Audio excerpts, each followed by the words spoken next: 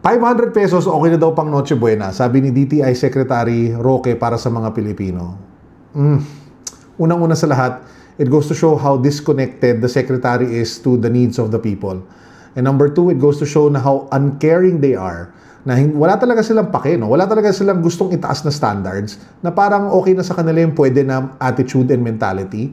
And that's exactly the mentality that keeps us where we are today.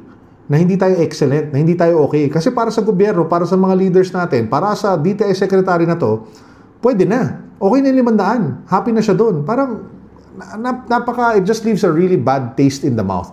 So, ang take ko on that, or ang response ko to that, siguro dapat lahat ng government officials, strictly, ang budget ninyo pang Noche Buena this year, 500 pesos. Bawal kayo lumagpas doon. Yun ang gamitin niyo para i-celebrate ang Pasko kasama mga pamilya nilo. At pagkatapos nun, tsaka nyo kami sabihan kung okay ba talaga yung 500 pesos. Okay?